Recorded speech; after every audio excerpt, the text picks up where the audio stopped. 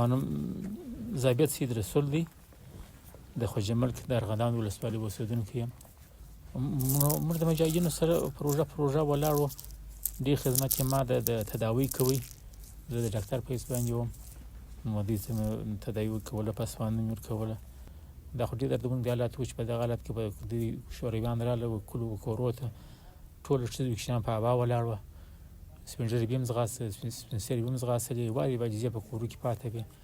د دوی د ظلم د دوی د وحشت څخه وه. پسونه یې هم ویشتل، حیوانان یې هم ویشتله، کښتونه یې هم خرابوله، بندونه یې هم خرابوله. هېڅ شی دغه نه. کومه د افغانستان خلک یې ډېر ودردوله، ډېر یې شهیدان کړل، ډېر یې معیوب کړل، ډېر یې مهاجر کړل، همسایه دولتونو ته ځینې لاړل، ډېر سخت ظلم یې کوه، سخت بمبارونه یې کوله. حتی په دغه خوږ ملک په کلي کې وخت شورویانو دغه راغلي وه، شورویان راغلي وه، ټانکان ورسره وه، 12 کسه سپین ږیري یې شهیدان کړله، سره راټول یې کړل. ځوانان خو به کلي مجاهدین به وو یا به لرې جین تللي وو، جین پټ به وه. په دغه یوه قوه کې 12 کسه سپین ږیري شهیدان کړل. په ډلیزه توګه به یې قبرونو کې دلې ښخ کړي دي.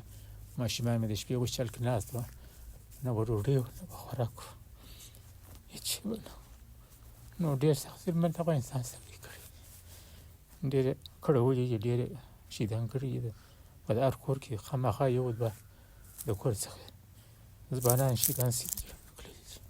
دا خو بیخي د هېڅ افغان نفس نه اخلي، د هېڅ مسلمان نفس نه اخلي چې دونه ظلم، دونه وحشت پر همسایه دولت باندې، پر مسلمانانو باندې کوي. شهیدان، مشران شهیدان کوي، ځوانان یې په محبسو کې اچوي، ښځې کشران د شپې ګل شپه ویښ ناست دي، د خوب اصلا نه ارامه وي، د شپې چې اولادونه یې نشته، کور څخه وتلي دي یا سپین ږیري یې وتلي دي، په هغو دوی خبر نه دي په خپل حالات باندې. نو دا خو بیخي سخت ظلم دی. د دنیاوال لپاره دنیاوال باید پر دې باندې سترګې پټې نه کړي، د دوی وحشت، د دوی ظلم دغه نه کړي، پټ نه کړي، دنیا ته رسوا شي چې دا ظالمان دي. موږ سره دوی څه درلوده؟ موږ یې در به در وکړل، وطنونه یې را خراب کړل، مسجدونه یې را خراب کړل، کلي یې را خراب کړل، جوماتونه یې را خراب کړل، ټول یې د خاورو سره برابر کړل. دا نو دوی سخت ظلم دی، دوی سخت ظالمان دي. دونه ظلم د افغانستان سره وکړي چې د دنیا کې به د چا سره شایش نور هم شوي، خو نو دوی موږ سره غیر ناکه هېڅ ګټه یې نه وه پکښې کې شهیدان یې کړله.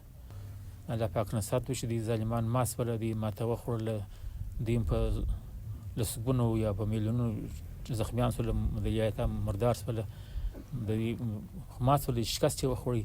د هغه د اسلام برکاتو، مسلمانانو مجاهدینو برکاتو چې یو اتحاد او اتفاق باندې وه. نو دوی د خپل د الله پاک د ایتونو څخه انکار کړی دی، هغه نه مني، قرآن شریف نه مني. نو دا ظالمان دي کې دا خبره ومني. بس مسلمانانو سره هېڅ دولت سره هېڅ ورور چا سره دونه ظلم ورنه کړي، کوم که کافر یې که دغه یې، نو دوی مرتدین دښمنان یې، موږ سره به دا کارونه کوي. نو موږ جهاد ورسره کوو، اقتصاد پر چې ژوندي یو مجاهدین یو، جهاد به ورسره کوو. دا یو مجاهد ولس دی، پر دې باندې نه انګرېز خوړلي دي، نه شوروي وخوړل، نه امریکا خوړلي دي. انشاءالله تعالی مسلمانان خلک دي، ټینګ د یوې کلمې د یوې ورونه دي، ټول په اتفاق او اتحاد سره درېږي.